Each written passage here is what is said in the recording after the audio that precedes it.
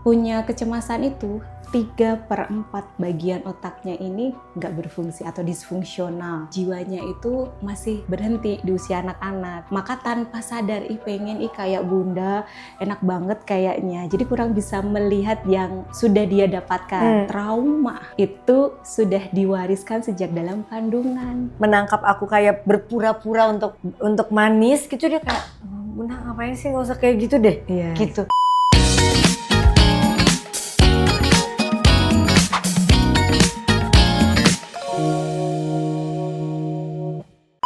Hai guys, kembali lagi bersama aku Ashanti di Ruang Bicara. Nah, hari ini kita akan membahas yang sedikit lebih spesial, yang pastinya banyak banget orang tua di rumah. Pasti bahasan ini akan sangat-sangat ingin diketahui oleh para orang tua yang mendengarkan podcast kita hari ini bersama Teteh Istiqomah.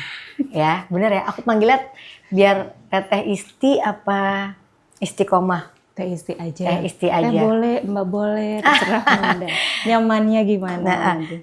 Teh Isti ini kan salah satu pendiri dari Ikan Mas. Ya, Ikan Mas itu kan kayak coaching, kayak mungkin bisa dijelaskan deh Ikan Mas itu apa sih? Karena kan unik ya, namanya Ikan Mas tapi ternyata berkaitan dengan mental health gitu. Iya. Mungkin bisa dijelaskan kenapa dulu mendirikan ini pada awalnya? Jadi awalnya itu saya nggak ke mental dulu sih Bun. Oke. Karena saya dari lulus kuliah itu kan anak teknik.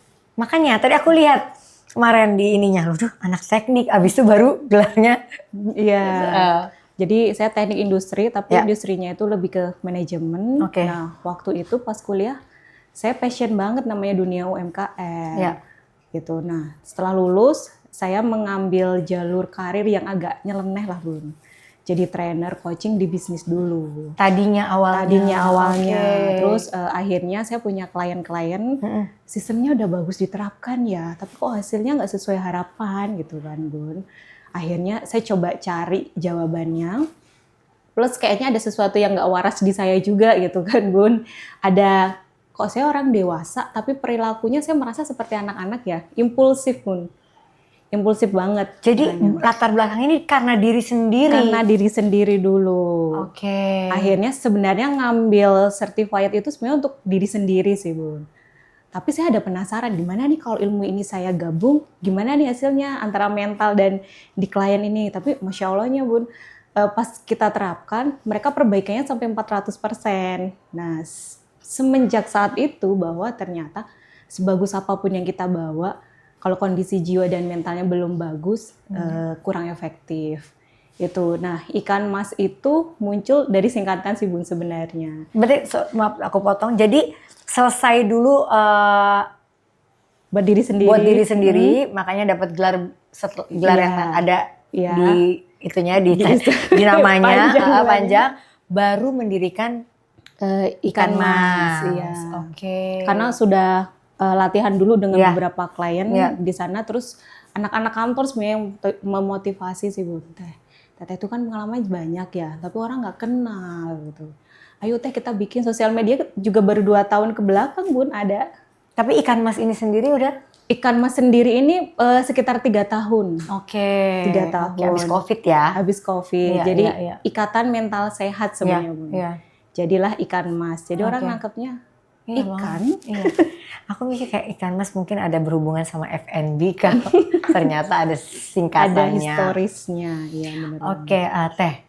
Kan nggak bisa kita pungkiri ya, kayak zaman dulu siapa sih yang mengenal mental health? Kita mau ke apa ibaratnya ke psikiater atau ke psikolog aja, kita tuh mikir kayak kalau orang tua kita, emang kamu ada gangguan jiwa atau apa dulu gitu kan.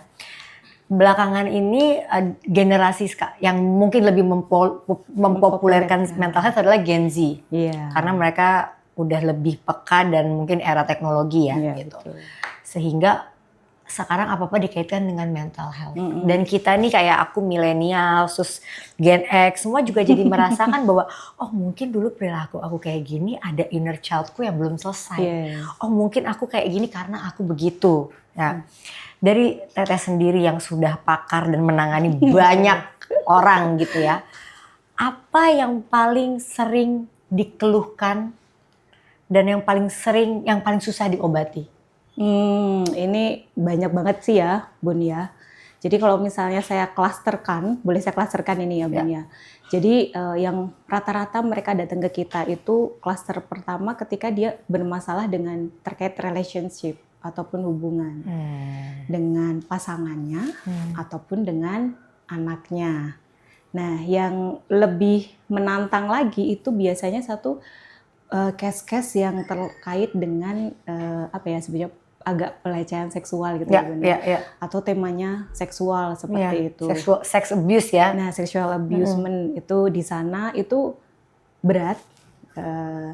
Jadi seperti misalnya kecenderungan dengan suka sesama gitu kan. Nah, pengalaman yang itu kami itu sendiri banyak tuh Teh yang suka sesama yang datang ke Teteh. banyak. Tapi mereka sampai datang ke saya itu udah keberanian yang luar biasa, Bun.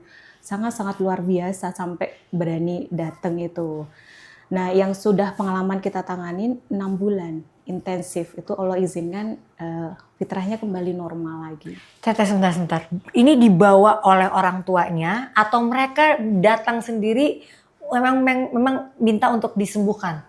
Ada yang dibawa sama orang tuanya, ada yang sendiri gitu, Bun. Bahkan ada yang dia udah punya suami, punya pasangan, punya anak, tapi ada kecenderungan juga sejenis. Dan pasangannya tahu itu. Teh maaf, tapi kan kalau misalnya penyuka sesama jenis itu kan ada yang memang mereka merasa saya dari lahir, karena aku juga ada maksudnya dekat dengan lingkungan yang seperti itu ya. Ada yang merasa ya aku emang dari lahir merasa aku tidak ada berada di badan yang salah. Tapi ada juga yang misalkan pengaruh lingkungan. Udah besar baru dia merasakan menyukai sesama jenis. Itu pengobatannya sama dan mana lebih sulit? Kalau polanya sama ya, Bun. Pola karena saya ngelihat pola ini ketika saya terapkan di klien pertama begini, kedua begini, ketiga begini. Karena yang datang ke kita case-nya macam-macam, Bun.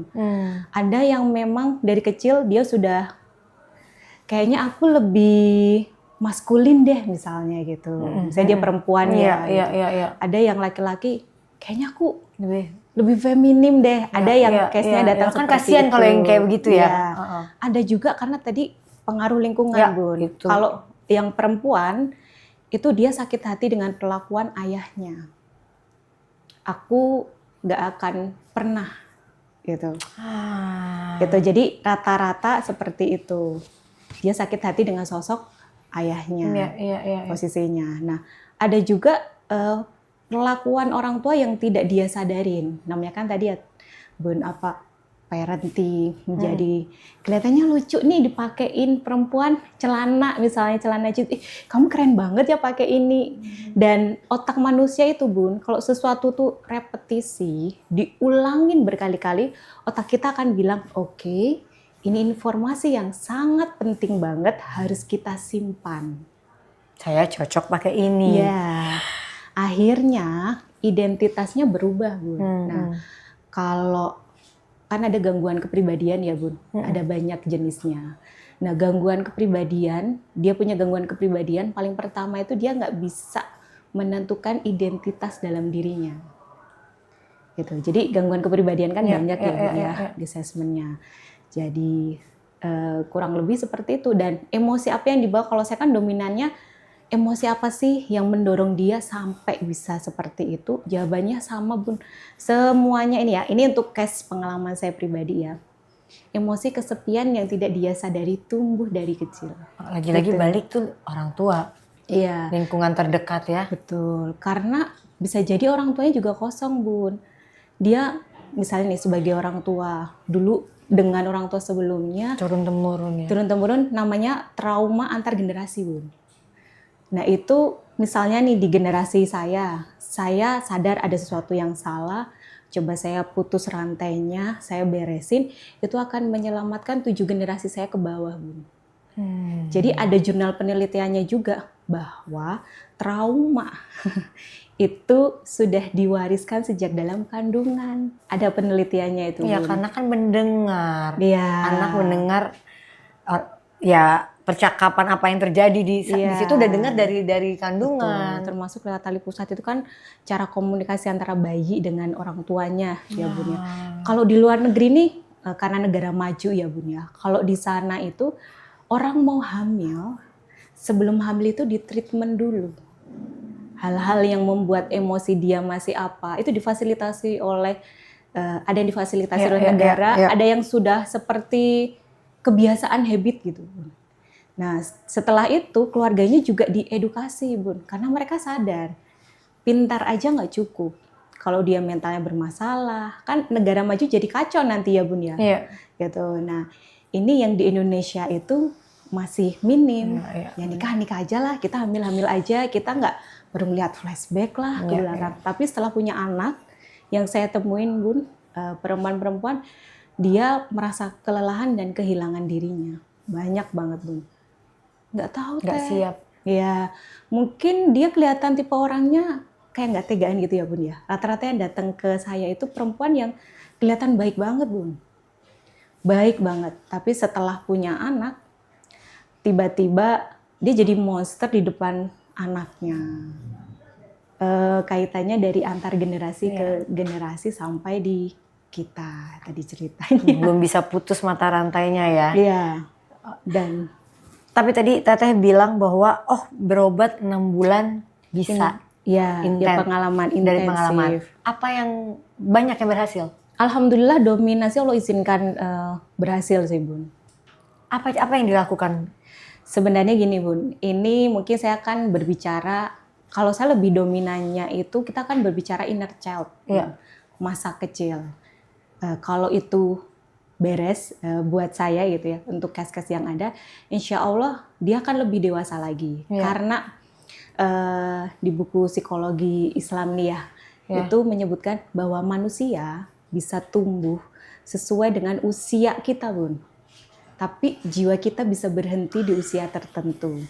Jadi mungkin ada anak kecil yang tumbuh di tubuh orang dewasa yang secara nggak sadar dia mengendalikan semuanya gitu Bun.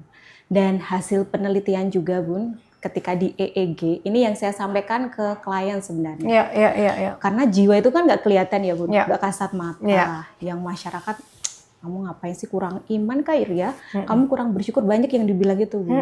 Kamu kurang bersyukur, kamu kurang apa sih ini dan lain sebagainya. Dikit-dikit dilariinnya ke sana. Jadi ya kita ngerasa kayak nggak usah berobat, ya udah. Mungkin aku yang terlalu gimana gitu kan. Gitu. Nah, berdasarkan hasil penelitian itu, orang yang punya satu gangguan aja Bun, anxiety, kecemasan berlebih satu aja Bun.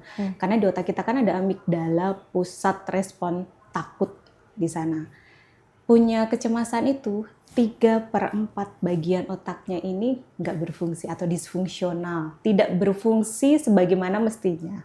Walaupun sempurna nih tubuhnya, tapi tidak bisa berfungsi. Ketika kita proses terapi 4 kali, 8 kali, 12 kali, itu beda-beda setiap case-nya ya Bun ya. Itu mereka mulai kembali bisa melihat. Ada Bun yang case-nya itu pasangan suami istri udah kekeh apa ya bahasa Indonesianya? Ya yakin. Bersikuku keras banget. Pokoknya saya pengen cerai. Usianya sudah lebih dari 50 itu Bun. Jadi pernikahannya udah cukup lama kan gitu. Pengen cerai. Saya bilang, oke Bu, cerai atau tidak itu keputusan Ibu. Sekarang saya dampingi dulu, kita proses.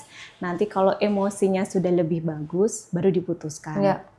Pertemuan kedua Bun, datang lagi, itu kan ada yang kita paket ya. Dia datang, duduk di kursi terapi, pegang tangan saya sambil nangis. Kenapa Bu? Saya udah mutusin. Saya kira wah jangan-jangan beneran pengen cerai nih mutusinnya. Beliau sambil nangis bilangnya, baru kali ini sepanjang pernikahan saya bisa melihat kebaikan suami saya. Dan sekarang saya memutuskan pengen mendampingi apapun kondisi dan keadaannya. Jadi nggak jadi cerai nih Bu, nggak jadi Karena berarti dia melakukan terapi? Iya, proses terapi. Jadi yang perlu kita pahami lagi Bun, mungkin tadi terkait luka masa kecil itu kan banyak memori atau kejadian buruk yang kita padahal kita nggak inget ya, padahal kita nggak inget, tapi ternyata inner child dan apa yang terjadi dari kita lahir sampai proses pendewasaan kita itu sangat mempengaruhi kelak kehidupan kita. Iya, betul. Kenapa ya itu? Penasaran kan ya? Iya. Nah, jadi begini Bun, ini ada beberapa case-nya. Yang pertama, kejadian masa kecil itu, memori itu kan nggak bisa dihapus ya Bun. Jadi ketika ada klien yang datang, saya pengen ngilangin, jangan. Kalau kamu pengen buang memori itu, fungsi di otakmu ada yang nggak normal. Memori itu kan sudah terjadi. Yang bisa kita ganti adalah emosinya. Jadi proses terapi itu mengganti emosinya. Yang tadinya negatif kita ganti dengan positif. Ketika mengingat kejadian itu rasanya mungkin sedih, takut, kecewa. Kita proses terapi, kita ganti emosinya dengan yang lain. Akhirnya ketika dia mengingat itu, bagian respon takut amigdalanya udah nggak terlalu sensitif gitu Bun. Aku penasaran ya, kayak aku tuh kok banyak nggak inget apa yang terjadi Di waktu dari kecil, waktu ya? kecil, tapi yang aku inget cuma 2 hal.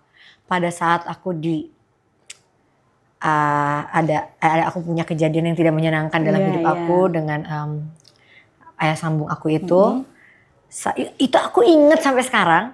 Dan kedua ada hal lagi satu yang aku ingat, tapi 20 tahun hidup aku dari aku Kecil. lahir sampai aku umur 20, bukan 20, mungkin 15 ya, hilang.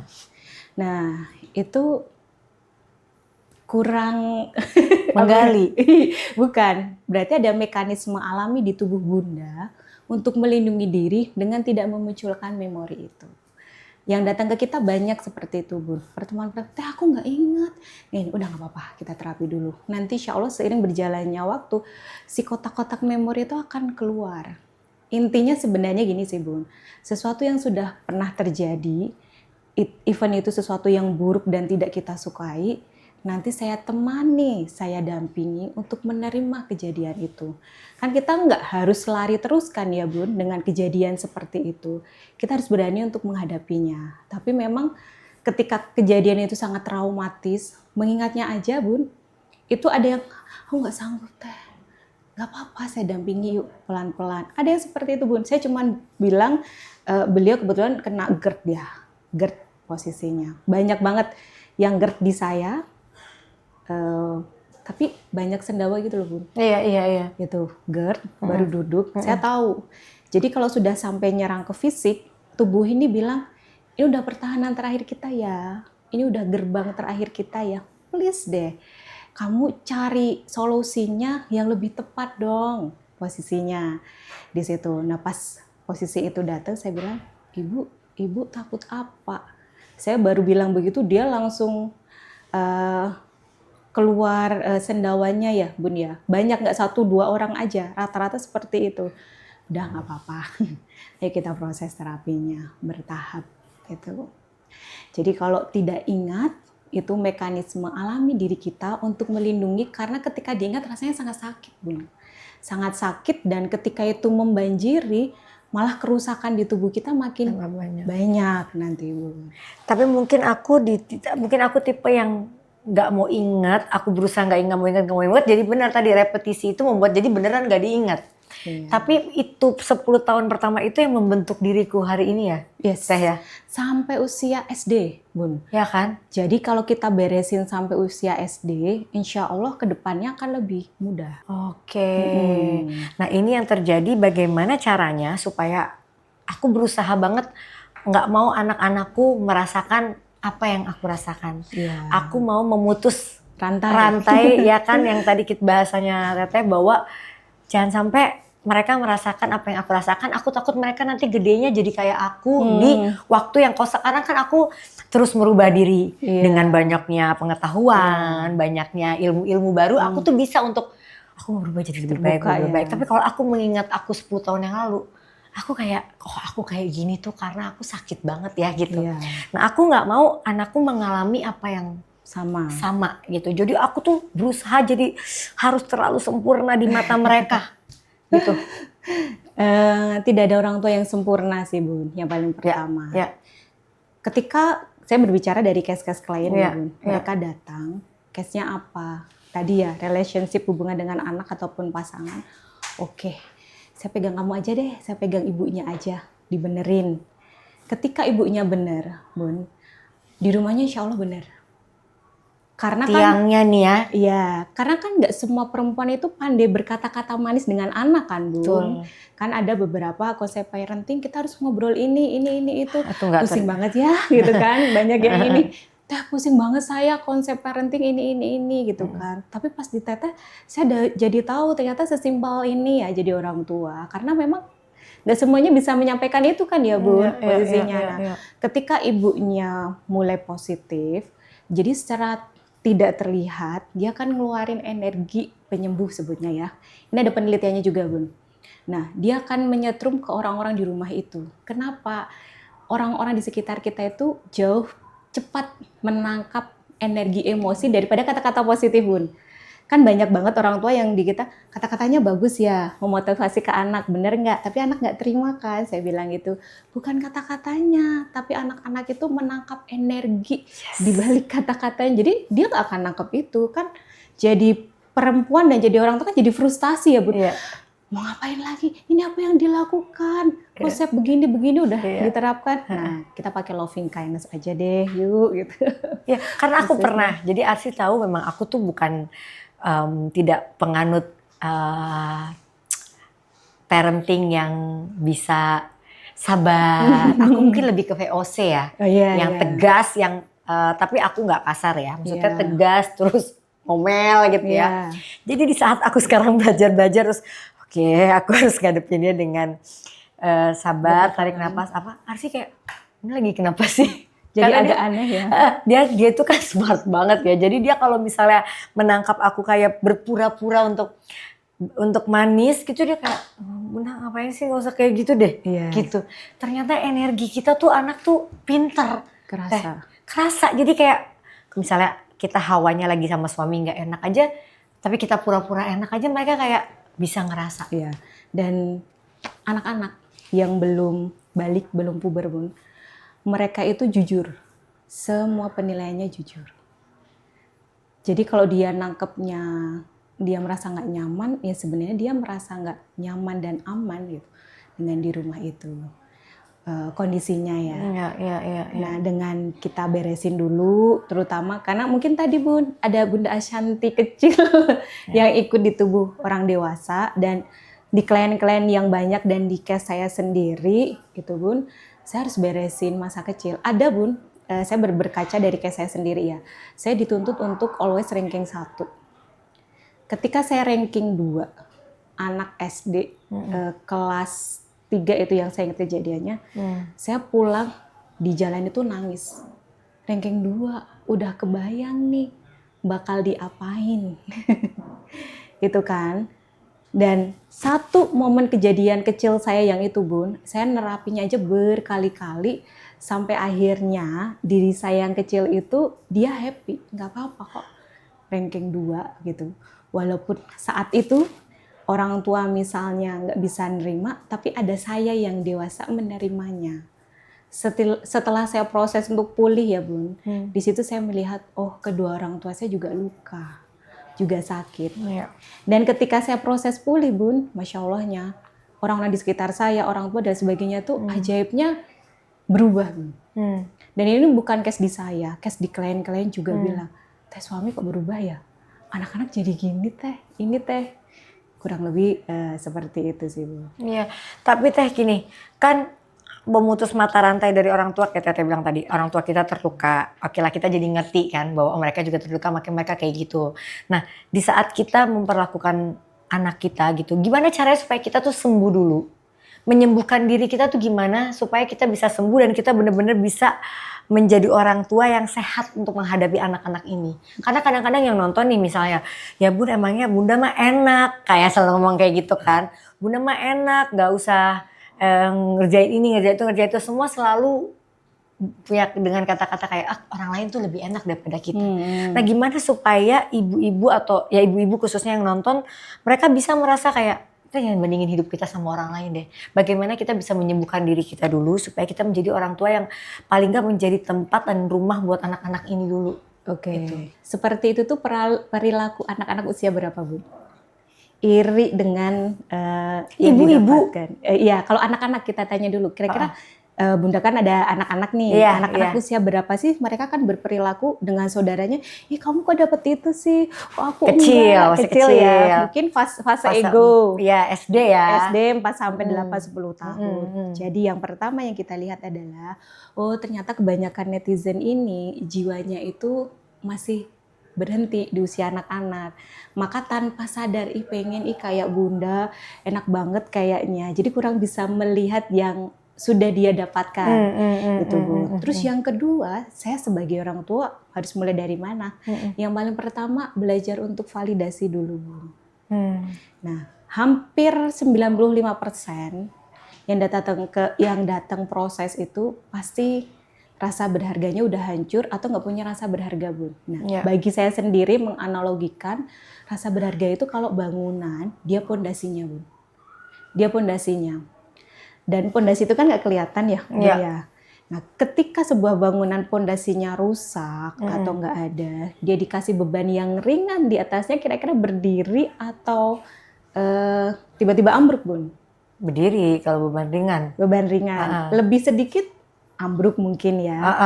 Nah, itulah kita harusnya rasa berharga kita itu sudah selesai di fase remaja Bun. Oke. Sampai fase remaja itu selesai. Iya. Nah, ketika fase dewasa itu kan kita fase menanggung beban ya Bun ya.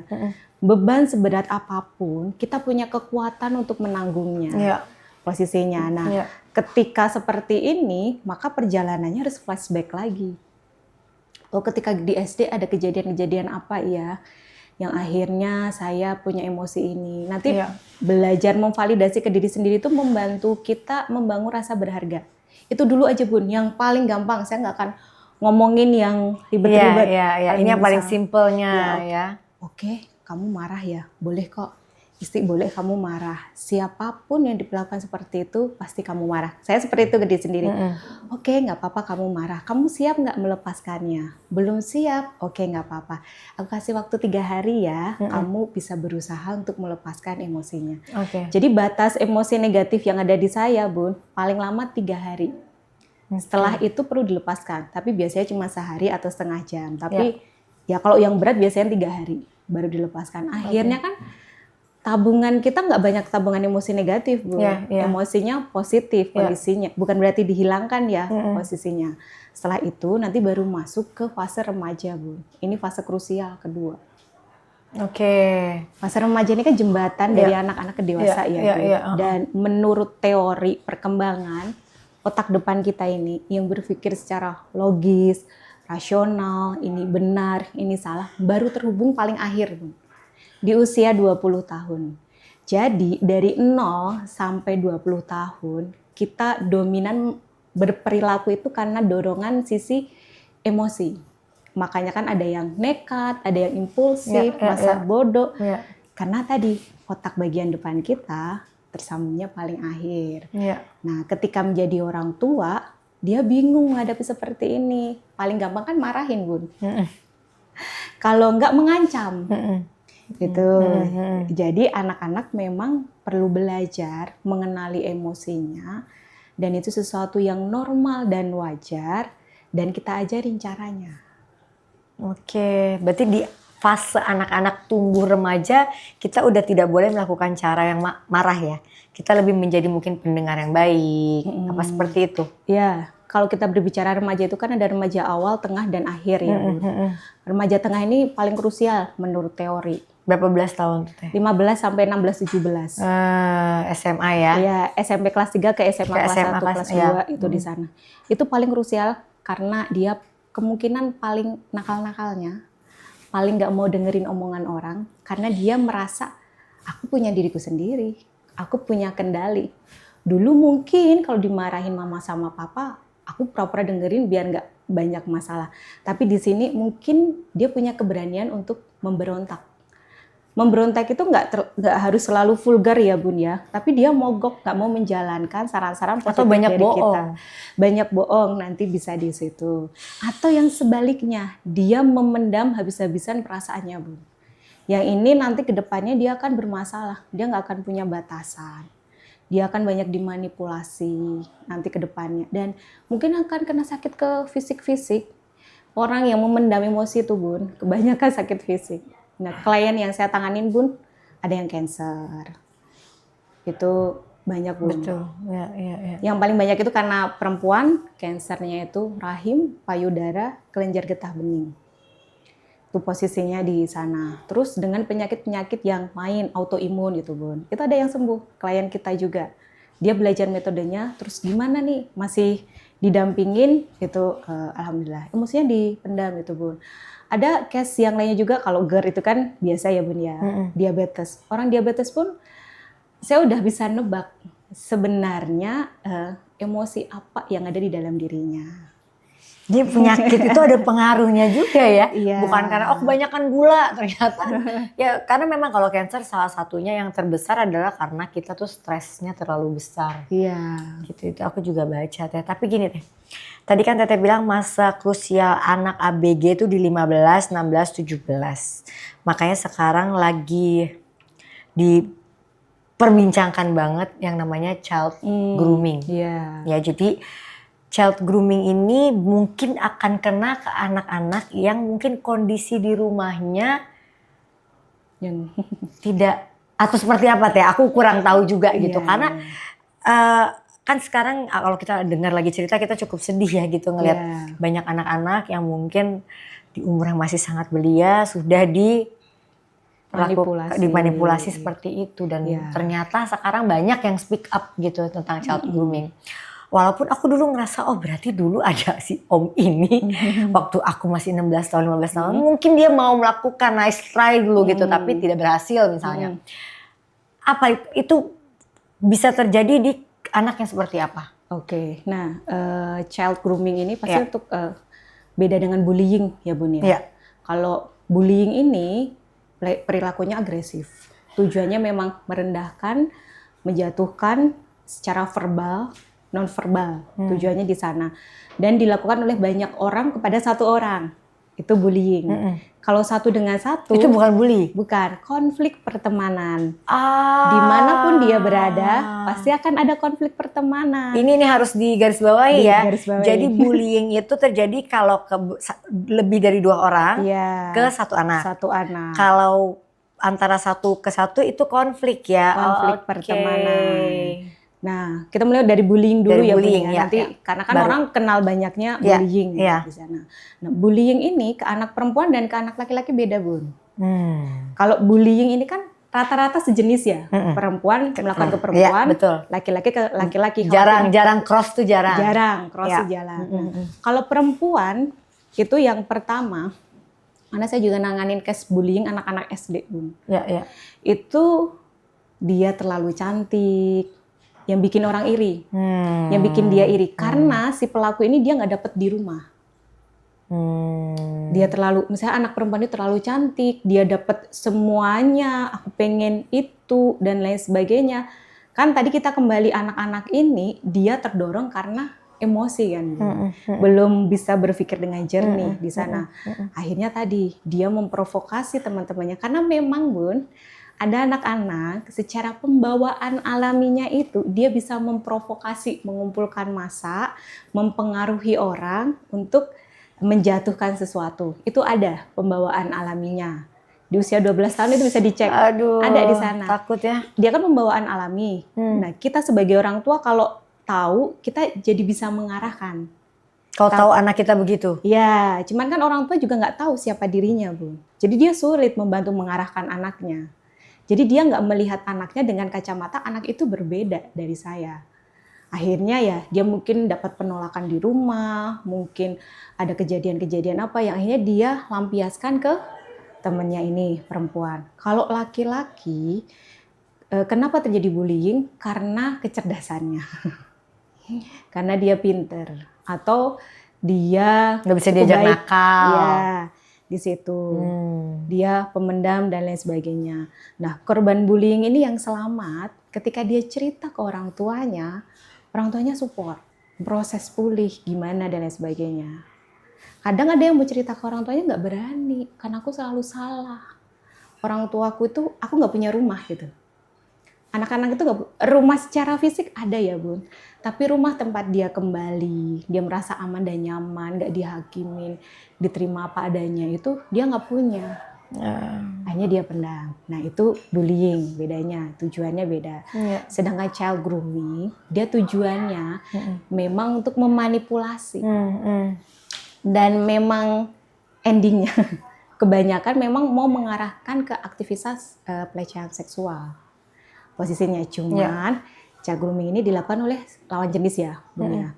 Lawan jenis biasanya laki-laki ke perempuan sih. Yang kebanyakan ya. Lebih kebanyakan yang speak up-nya laki-laki ke perempuan. Nah, dia tahu saya harus manipulasi dulu. Orangnya dekat. Kenal, lebih dewasa. Lebih dewasa dari dia.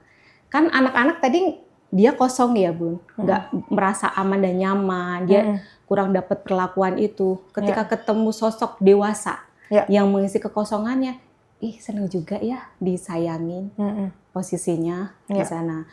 Ketika kan orang dewasa memanipulasi anak-anak itu kan lebih mudah ya Bun ya. Seperti kita mungkin orang tua pada umumnya membohongi anak-anak. Itu lebih mudah diarahkan.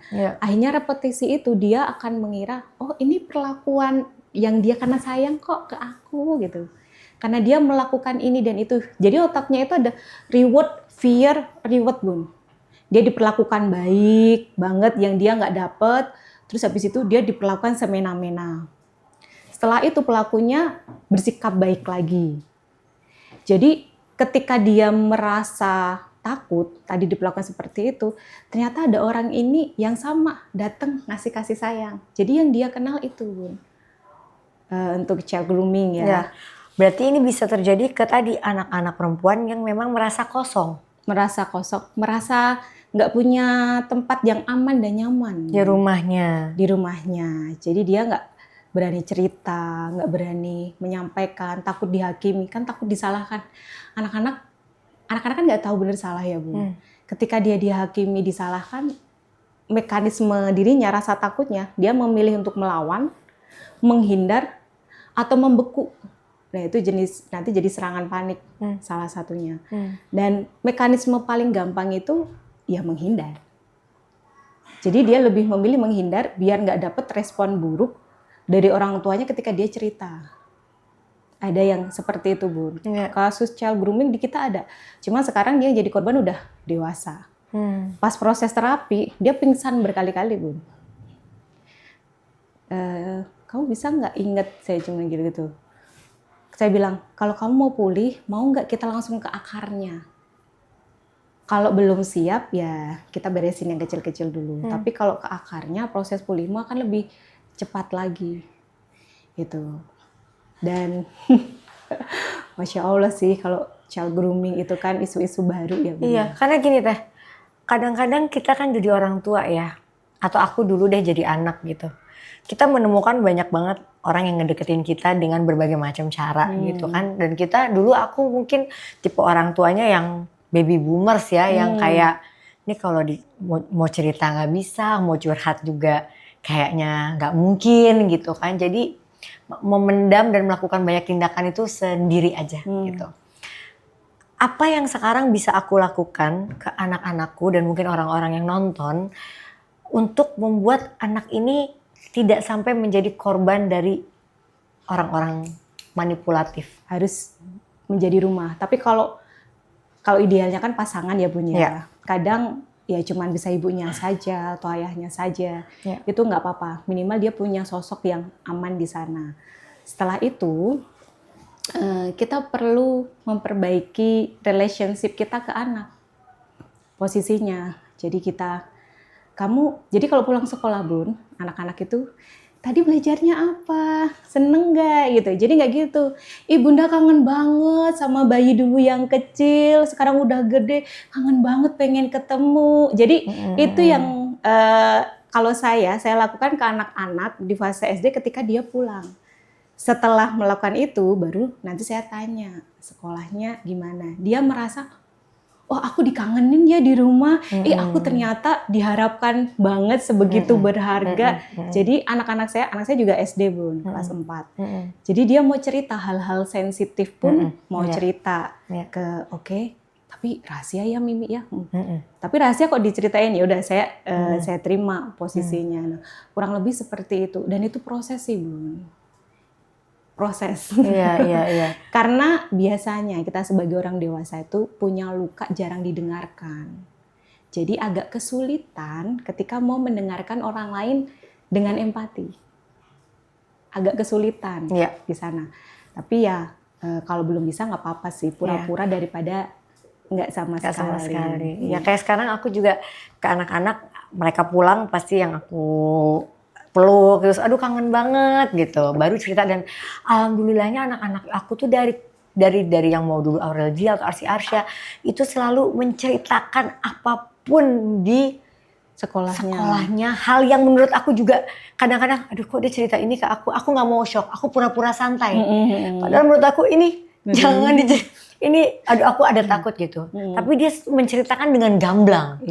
Dan aku berusaha untuk oke, aku harus fun, aku harus biasa aja, aku harus jadi orang tua yang nggak buat nyaman, yang buat dia nggak takut untuk cerita ke aku gitu. Dulu aku berpikir apa aku vulgar begini nggak masalah ya. Tapi setelah aku belajar ternyata itu anak-anak yang sehat, anak-anak yang memang apapun mau diceritakan. Tapi kadang-kadang anak-anak ini kan pintar ya, apalagi di dunia sekarang ya gitu. Mereka jauh lebih pintar dan jauh lebih tricky dari kita gitu. Jadi kadang-kadang aku mikir mungkin sampai batasan ini aku masih bisa tahu mereka. Tapi nanti saat dia lebih dewasa lagi, kira-kira aku masih bisa nggak ya mengendalikan emosi kontrol aku di saat dia menceritakan hal-hal yang menurut aku lebih vulgar lagi gitu. Gimana kita jadinya harus nanggapinnya di saat nanti dia tipe anak yang kayak mereka yang apa aja diceritain gitu. Yang pertama bagus sih Bun. Berarti mereka percaya sama Bunda. Dan tidak banyak perempuan yang jadi dipercaya oleh anak-anaknya. Itu yang pertama yang perlu kita syukurin dulu. Terus yang selanjutnya, Bunda kan ada rasa khawatir sebenarnya itu. Khawatir itu muncul karena rasa takut dulu Bun. Ada takut yang tidak terselesaikan lebih dari 3 hari, dia berubah jadi cemas kan. Jadi khawatir. Nah, kita selesaikan dulu rasa takutnya. Apa yang membuat Bunda takut? Melihat takut itu kan muncul karena kita melihat respon ya, melihat stimulasi yang akhirnya kita muncul rasa takut. Akhirnya jadi cemas, saya antisipasi gimana nih caranya, posisinya. Nah, kita beresin itu dulu. Karena kalau saya pribadi bilang ke anak-anak, Mimi tuh nggak akan selamanya mendampingimu. Akan ada fase-fase kamu perlu berdiri. Jadi saya berpikir tugas kita sebagai orang tua adalah membantu dia untuk bisa hidup tanpa kita. Jadi rasa takut khawatirnya kita selesaikan dulu, kita terima. Bunda jujur juga nggak apa-apa. Misalnya biasanya ke siapa Bun? Ke 4 anak ini yang aduh gimana ya? Aurel pasti kan karena dia udah lebih dewasa rumah tangga. Gini, Aurel, Ibunda seneng banget Aurel mau cerita sama Bunda. Oh maksudnya untuk cerita kayak gitu? Arsi berarti kan? Arsi gitu kan. Arsi ya, Bunda seneng banget kalau Arsi cerita ke Bunda. Tapi ternyata maaf ya, kalau Bunda nggak bisa ngasih solusi. Bunda juga bingung jawabannya gimana ya. Tapi dengan nada santai, itu akan mengajarkan ke anak-anak, oh ternyata jadi orang dewasa itu nggak selalu harus bisa ya. Oh ternyata boleh ya jujur kalau kita mengakuin ternyata kita nggak bisa. Nanti coba Bunda cari jawabannya ya. Kalau menurut Bunda udah dapet, nanti kita ngobrol lagi. Tapi tetap cerita aja, nggak apa-apa. Jadi kita jadi orang tua yang nggak ngejudge jujur aja gitu. Kalau memang kita nggak tahu, bilang nggak tahu. Kalau mampu ya bilang mampu. Betul, yang jujur lah ya. Yang jujur. Misalkan nih, tiba-tiba anak kita datang, terus dia bilang aku suka sama orang ini. Gimana menurut kita orang ini tidak layak? Atau mungkin ya tadi usianya jauh di atas dia, tapi tipe anak ini yang cerita. Kan ada kata Teteh tadi, ada anak yang karena dia takut sama orang tuanya, dia nggak cerita kalau dia suka sama yang jauh lebih tua misalnya. Tapi misalnya anak ini cerita, aku suka sama yang umurnya udah sekian. Apa tanggapan kita sebagai orang tua menanggapi yang mungkin kita berpikir kayak kok anak laki-laki tua yang udah umur ini suka sama anak kita sih gitu. Iya. Tapi secara anak kita juga lagi suka. Kan bisa terjadi ya Teh. Bisa. Tanggapan kita sebagai orang tua tuh harus apa untuk menghindari hal ini? Karena kalau kita langsung tentang nggak boleh dia lebih tua gini kan anak akan membuat batasan dan jadi berbohong dan lain-lain. Nah, kita harus ngapain Teh? Yang paling pertama, biasanya orang tua shock. Benar nggak, Bun? Tuh, muka kelihatan tuh kan. Shock, Iya. kaget, Iya. gitu. Nggak apa-apa, dengarkan aja dulu. Iya. Nggak perlu ngasih saran dan lain sebagainya. Ya. Karena kita lagi shock, Ya. lagi emosi negatif. Sarannya itu akan menyakitkan buat dia. Ya. Gitu. Oh gitu ya, kita jadi ngobrol. Apa sih yang bikin kamu seneng sama sosok laki-laki yang lebih dewasa? Bunda pengen tahu dong, coba ceritain. Kita masuk di situ, apalagi untuk fase anak-anak remaja itu Bun. Kalau kita nggak memperlakukan dia as a partner, As a friend gitu ya. friend, kita tetap menganggap dia anak-anak yang harus kita suruh-suruh semuanya mau, dia akan langsung ngeblok. Ih nggak asik banget nih Bunda nih cerita kayak gini. Ya itu. Emang dia kagak ngerti, dia pikiranku. Gitu. Jadi setelah di situ kita gali dulu. Ketika kita pasti panik ya, shock, siapapun orang tuanya shock, termasuk saya misalnya nih shock. Kita bilang dalam hati, oke, nggak apa-apa, ini reaksi yang wajar dan normal. Kamu boleh shock, kamu boleh kaget dan kamu boleh panik. Mungkin kamu ngerasa bersalah juga boleh. Sudah melakukan yang terbaik, tapi anak seperti itu. Dan kita mengizinkan seperti itu Bun, emosi tadi yang kita pendam itu mengalir. Karena emosi itu hakikatnya energi yang harus dialirkan. Ya. Itu setelah di sana, oke, senengnya apa? Gini gitu kan. Dia cerita posisinya di sana. Wah, menarik juga ya. Jadi orang dewasa begini. Berarti kamu senang diperlakukan begini. Kita jadi tahu. Ya. Oh, mungkin menurut kita anak-anak diperlakukan begini tuh dia senang. Tapi ternyata dia lebih senang diperlakukan begini. Kita jadi dapat informasi kan, Bun. Ya.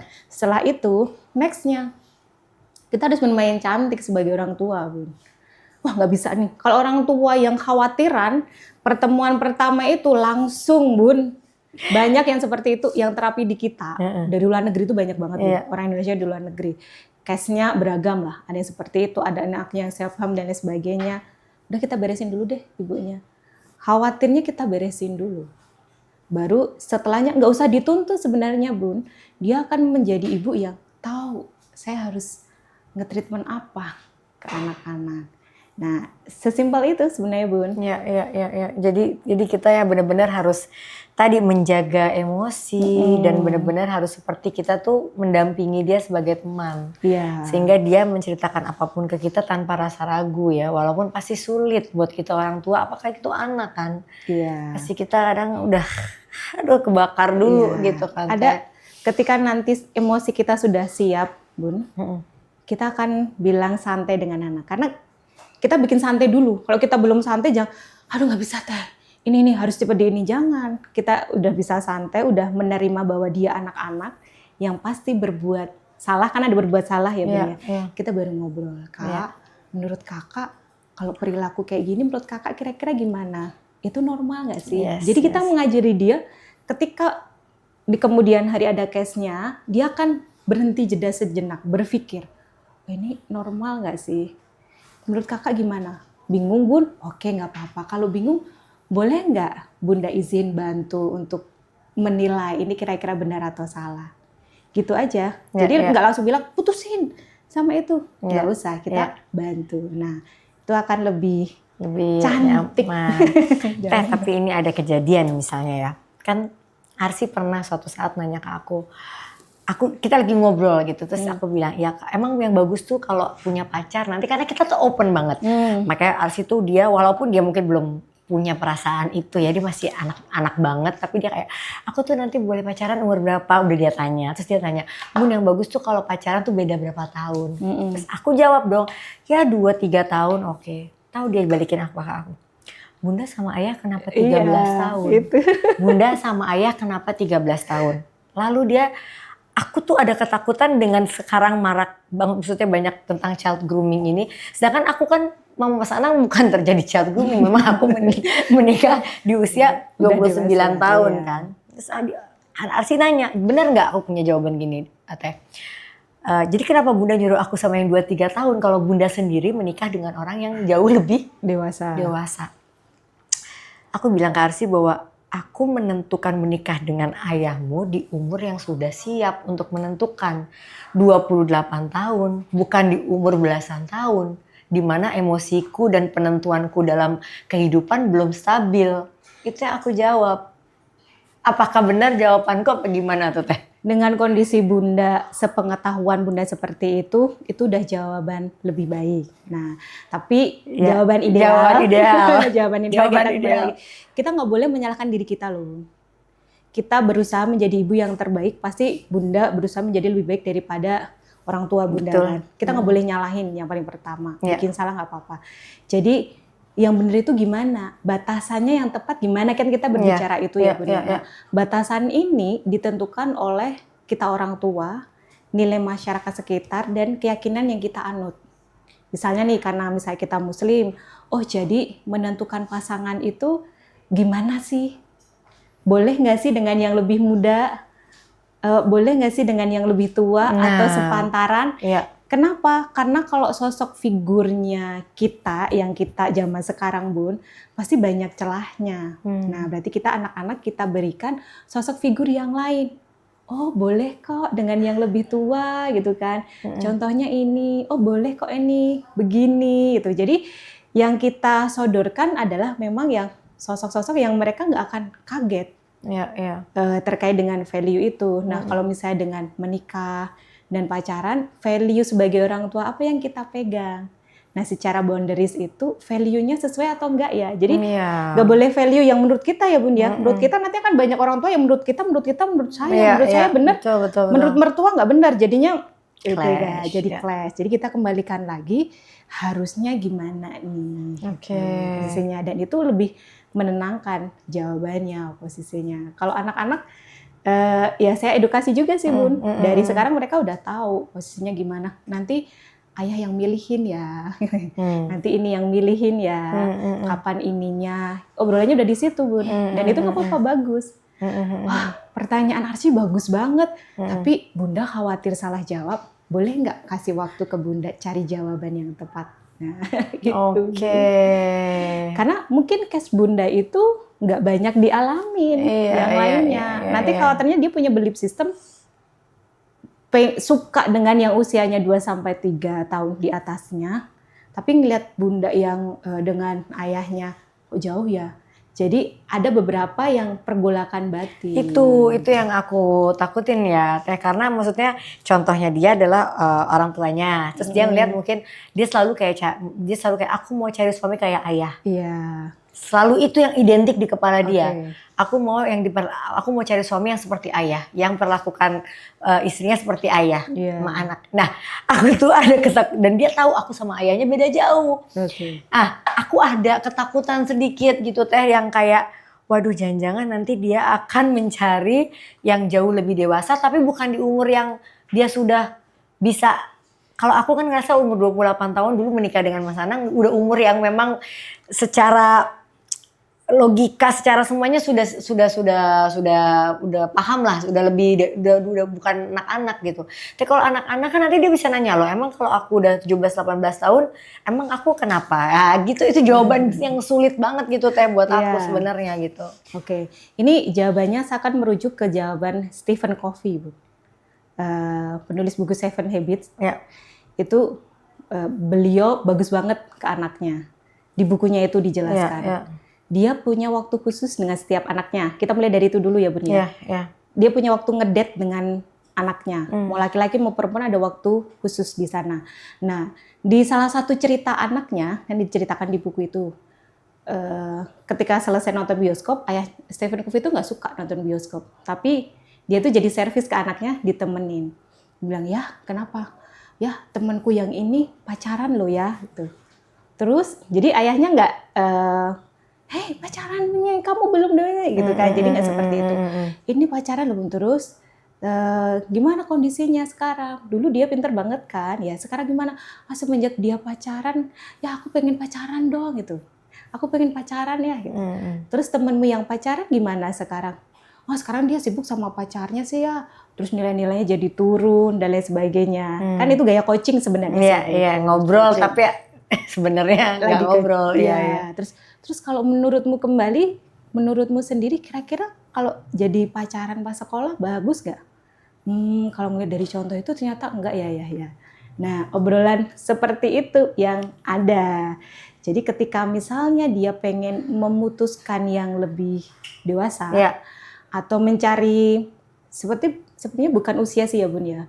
Sosok seperti ayahnya, figur. Iya, jadi belum tentu usia ya, figur ya. Figur. Dan alhamdulillah Bunda ada kesadaran ini ya. Karena di klien-klien kita datang itu dia mengeluhkan suamiku nggak kayak ayahku, suamiku nggak kayak ayahku. Jadi dia merasa aku tuh pengen di-treat like princess kayak ayahku, tapi ternyata suamiku enggak. Jadi dia merasa menderita di rumah tangganya, di dalam rumah tangganya. Nah, di situ yang perlu kita lakukan sebagai orang tua adalah oke, sebelum membahas ke sana, kita ngenalin ke anak-anak dulu. Setiap kita punya karakter yang berbeda-beda setiap anak. Ya, ada yang misalnya dia beruntung dapat yang pas gitu ya. Ada yang berbeda. Nah, tugas kita adalah mengajari anak-anak untuk menghadapi kekecewaan, Bu. Kalau saya sendiri, saya sengaja membuat laboratorium kekecewaan untuk anak. Maksudnya nggak setiap hari kecewa ya. Ada hal-hal yang ketika dia punya sesuatu, dia nggak terpenuhin, dia merasa ditolak, gimana? Dan di situ kita masuk. Oke, kurang lebih seperti gitu ya. Jadi memang gak gampang menghadapi anak ini ya Teh ya. Memang kita tuh harus belajar dan enaknya di era sekarang tuh banyak yang bisa kita ambil gitu dari mulai mungkin tadi ada Teteh punya ikan mas tadi kan. Ada juga bisa lihat dari sosial media juga atau dari podcast gitu. Nah tapi Teh, Indonesia ini kan bisa dibilang katanya rawan banget yang namanya fatherless. Ya, itu yang bikin anak jadi pembuli atau anak gampang kena child grooming. Dan kalau Teteh balikin tadi, aku itu salah satu yang mungkin anak yang memang saat aku tumbuh hanya ada ibu. Aku punya ayah tapi maksudnya memang karena berpisah jadi aku lumayan merasakan nih fatherless tuh seperti apa gitu. Ada sosoknya tapi aku tidak tumbuh bersamanya. Bagaimana ini kan kalau aku selalu menerapkan gitu. Kenapa sih kalau di Indonesia nih kalau kita mau menikah kayak Teteh tadi bilang di awal ada sekolahnya dulu. Setuju gak sih Teh kalau kita diadakan juga apapun ya agamanya bahwa sebelum nikah tuh bukan asal nikah. Nikah tuh harus ada pendidikan nikahnya. Bukan si bapak juga asal cuma ngasih tanggung jawab selesai.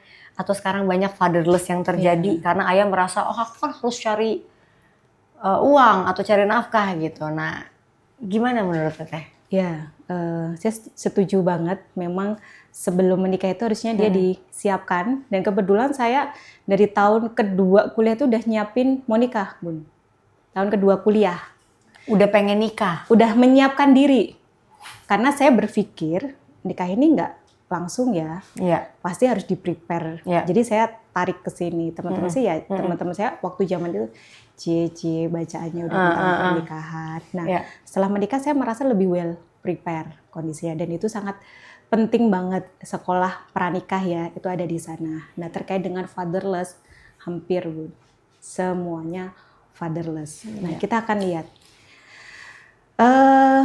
laki-laki yang dia seharusnya menjadi sosok ayah ketika dia tidak bisa menjalankan perannya.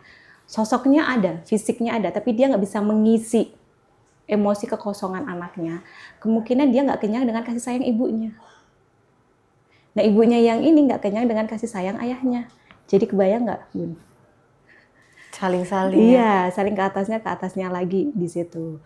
Jadi sebagai laki-laki kadang, Bun, ada yang datang ke kita itu ada toxic masculinity. Maskulin ya, karena ada maskulin, ada feminim. Jadi laki-laki itu harus maskulin. Kamu harus kuat, nggak boleh nangis, nggak boleh lemah. Akhirnya itu dia menjadi laki-laki yang cukup, ada yang keras. Ada dia laki-laki yang mengabaikan dirinya. Banyak, Bun. Yang di kita, laki-laki walaupun ya terapi jumlahnya lebih sedikit. Karena laki-laki itu kan kadang nggak aware dengan emosi ya, Bun ya. Nggak masuk di logiknya di sana. Nah, itu sampai kena ke fisik, Bun. Kondisinya. Nah, akhirnya ya ini dia harus merasa jadi kuat. Dia kesulitan untuk, kalau orang tidak merasa berharga, Bun, dia sulit untuk memberikan kasih sayang.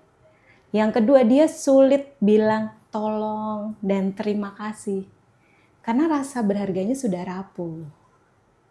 Gitu. Jadi sebagai orang tua, tadi sebagai fatherless, misalnya udah terlanjur, anaknya mungkin usianya udah cukup dewasa lah. Nggak apa-apa, masih ada waktu untuk memperbaiki. Bahkan mungkin udah jadi nenek-nenek dan lain sebagainya. Kemarin ada yang mengundang, gimana teh, kan kita udah pensiun ini. Nggak apa-apa. Ketika neneknya tahu, dia akan bisa mendukung ke anaknya prosesnya. Ketika menyadari ini yang salah, nggak apa-apa. Mau dimanapun, mau dengan siapapun, itu harus cepat-cepat untuk diperbaiki. Dan ketika fatherless itu, biasanya anak-anak itu akan melihat interaksi orang tuanya gimana ya. Cara ayah memperlakukan ibunya gimana ya. Dia akan melihat di situ, dia akan ngamatin. Dia, anak-anak ini pengamat yang sangat baik posisinya. Ya, sangat-sangat detail gitu ya. Sangat detail banget. Dan fatherless itu mungkin kita berpikir dari, saya yakin sebenarnya tidak ada seorang ayah yang tidak mau mencintai dan menyayangi anak-anaknya, Bun. Hanya bingung cara mungkin ya. Betul banget, bingung dan nggak tahu mulai dari mana. Kadang mau menuangkan kasih sayang karena mungkin dia kagok, kaku, ditolak rasanya jadi aneh. Oh udahlah, mending nggak usah kayak gitulah, biar ini. Jadi kita bisa memahami dari sudut pandang laki-laki yang memang otaknya itu agak kesulitan memahami emosi. Iya. Gitu. Nah, kalau istrinya sudah lebih baik, dia bisa membantu mendampingi pasangannya untuk menjalankan perannya sebagai ayah. Ya, sebenarnya. Makanya perlu ya, mungkin memang tadi aku bilang ya Teh ya, bahwa ya memang kan jadi orang tua itu nggak ada sekolahnya. Tapi mungkin perlu sebelum menikah, ada kali syaratnya gitu dari KUA untuk harus belajar dulu nih gimana jadi orang tua, udah siap belum nanti harus kayak gini, siap nggak, bukan hanya nafkah kan. Betul. Ya Teh ya, tapi siapkah kita menjadi orang tua yang jangan sampai nanti kita egois jadi orang tua yang penting kawin dulu, punya anak dulu, tapi kita nggak ngerti caranya untuk bagaimana menghadapi anak. Iya, betul sekali sih. Gitu. Mungkin aku bikin kali nanti.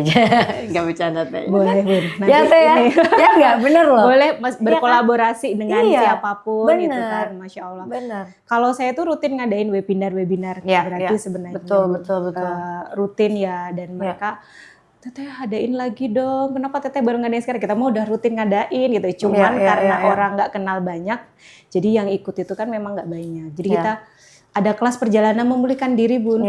2 bulan kita dampingin prosesnya. Jadi belajar sedikit-sedikit sambil menyembuhkan inner child. Kata orang sekarang, jadi orang tua zaman sekarang ya, kita mengasuh diri kita yang kecil dan mengasuh anak-anak juga.